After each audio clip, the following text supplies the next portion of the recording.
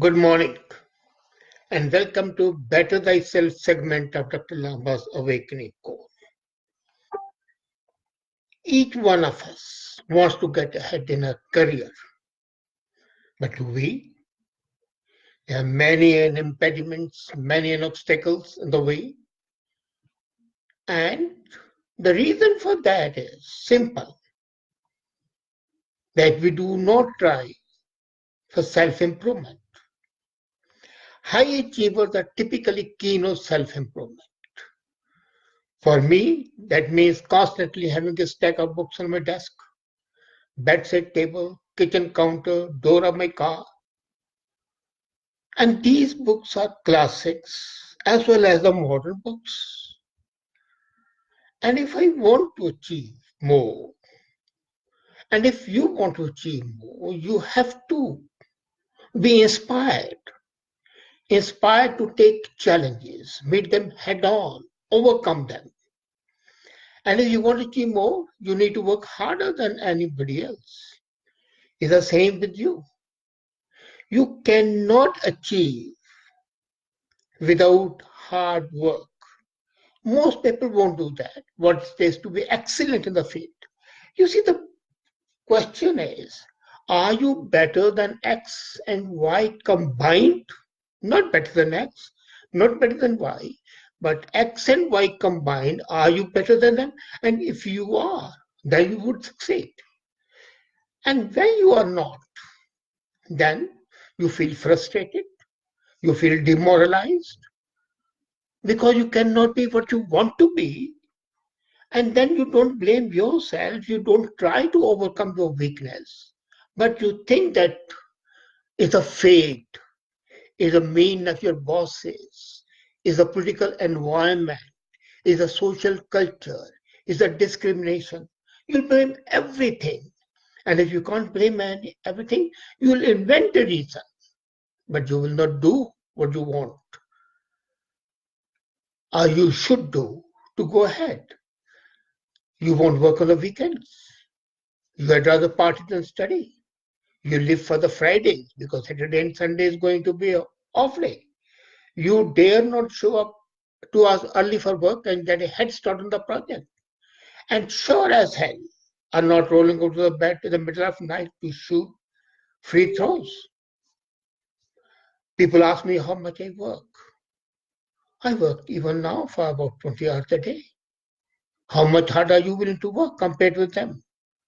But those things aside, I'm giving you today 4 nuggets from my own experience, which will help you get ahead in your career.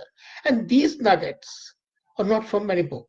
They are based on my career and I have practiced them and my children are practicing it. First is, do not suffer from poverty mentality. Most of us you suffer from that what I call poverty mentality. And that means that you try to negotiate against yourself. When you are competing, you have to compete against yourself and others combined. But don't negotiate against yourselves. Well, there are many people who are rooting for you to fail. You can be sure. It's a war, and everybody wants you to fail. And people want you to fail. They want you to falter. They want you to doubt yourself. As a person, you should never be, you can't do that. You don't have the context. You don't have the negotiation skills. You don't have the body language. It's important, I don't deny, to assess yourself very honestly, very clearly. Know your weakness, know your strengths. Conduct a SWOT analysis of yourself, but not by listening to others. Do it yourself, of your own volition, without any outside interference. Because people often get into habit of defeating themselves in the mind before they can think, I will not be able to do it. The other guy is more qualified, he has more experience. When I had to appear for my interview first time, before getting into services, I had not even cleared my master's. I went for interview for the lecturer.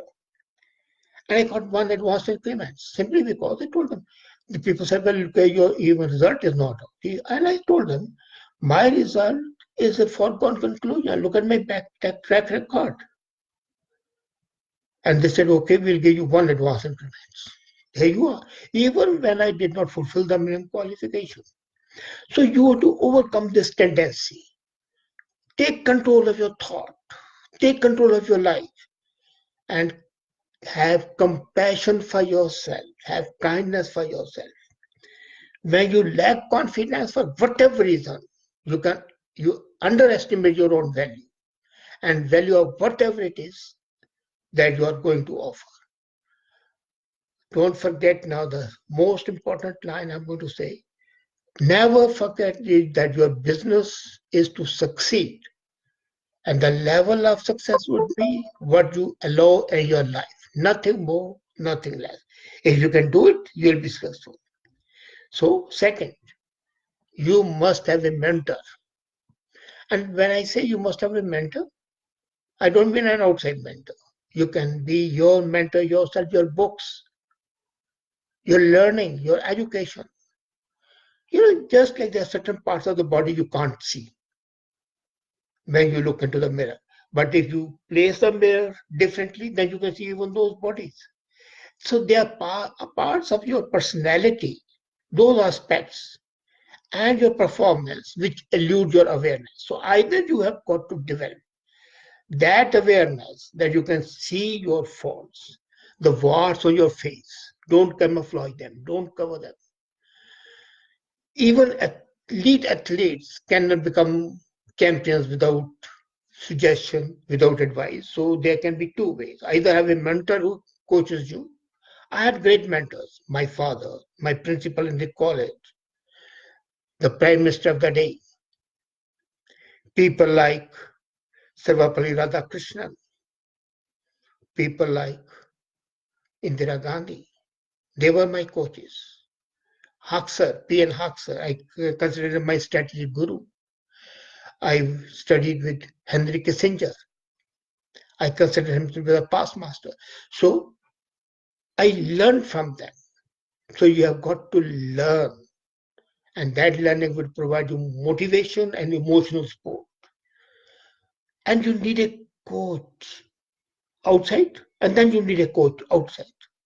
The notion that everyone, including surgeons and CEOs, can stretch further and perform better, no matter how good they are, is making a headway. And that's correct. You keep on experimenting, keep on developing, keep on growing. And you will see that if you have a coach who is sincere, both without and within, your performance would increase, your skills will be finely honed, and you will be able to have a better work attitude, better self-direction, and self-regulation. So that's the most important, self-regulation. Then the third thing, which I'm going to say, I told you I'm going to give you 4 nuggets. The third nugget, do whatever comes naturally.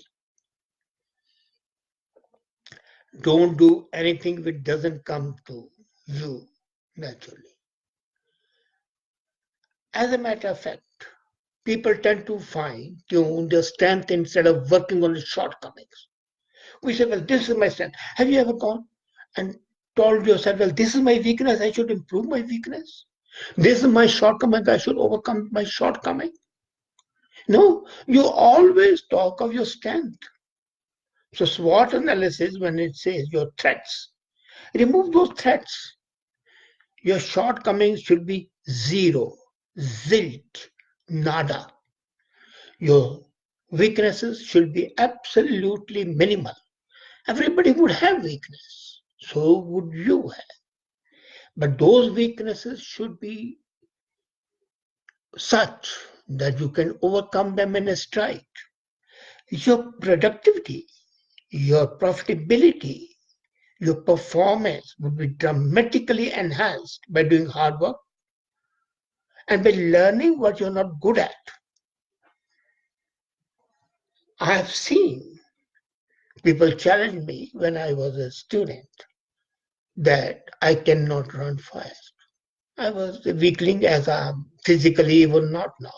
But I learned to fast walk. So I challenge them, "Well, I may not be able to run as fast as you, but come on, let's compete in walking." So convert your weakness in your strength. Let's face one fact of life. Don't ignore it. Focusing on your strength will give you pleasure, while dealing with your weakness is usually unpleasant, frustrating, agonizing. But then they say in common language that the gold is purified by the fire.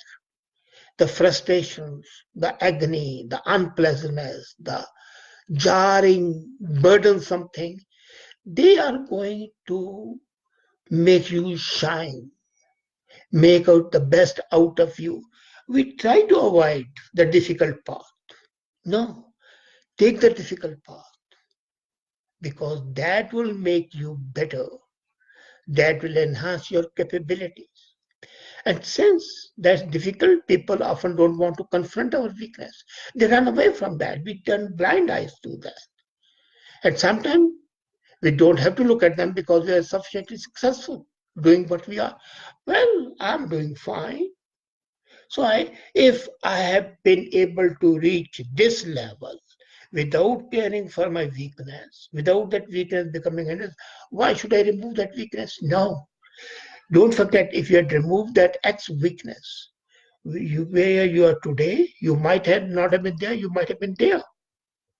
So you have missed this gap, and that missing is crucial to your further advancement. When a person fails, then he thinks that, oh, it doesn't matter, I have wasted 1 year. I don't consider it that way. You are not wasted 1 year. Calendar year, you might have wasted 1 year, but look at the optimum year of your life. You have wasted that year where you would have got the maximum return. And that's a tragedy. We consider immediate, but not the totality. We always mistake trees for the forest and the forest for the trees. And we don't believe we have to look at them because we have been able to get along. Little forgetting that we could have got much ahead without that. Now, confronting weakness exponentially improves your performance. It's not just this time, you are improving it every time. And that's exponential growth. I always say, at present, you might be having arithmetic growth, but you don't need arithmetic growth. You need geometric growth. And then, one thing which we forget, it bolsters your ego, your self confidence. Your weakness is always nagging you. Your mind is a constable placed in your body. That's what I always say. That my mind, my conscious, is a constable placed within a body and keeps nudging me. Don't do it, don't do it, don't do it. This is your weakness, improve it. If I ignore it, that constable will say, okay, hell with you. I'm not interested. Go to hell. I don't want you to feel that way. What you do is that you have to know that your willingness to do hard things is going to be what sets you apart from your competition. If you are willing to work hard, if you are willing to recognize your defects, if you are willing to find a coach, if you are willing to do the SWOT analysis, if you are willing to never negotiate against yourself, you are going to be successful. You are going to go way ahead in your career. And you were saying, must be thinking that I said 4 things and I talked of 3 things. Well, 4th thing is be yourself, be authentic. Until and unless you remove the mask from your face, you will never be authentic and you will never be successful. You might gain a certain level, but like Peter Drucker says, you'll reach the limit of your inefficiency. I want you to overcome that inefficiency, and that would be when you are authentic, when you can recognize your weakness, when you have your coach, when you are not having poverty mentality. No, consider that word, poverty mentality, to be the most operating word, which is a stumbling block. Overcome that, and let me tell you, you will be on a roller coaster ride to success. That's the best thing that can ever happen to you, is you transforming yourself, changing yourself this way. Never negotiating, must have a coach, recognize your weakness, and fight that weakness, overcome. Improvement every day is going to be exponential. And that way you'll be bettering thyself. Thank you.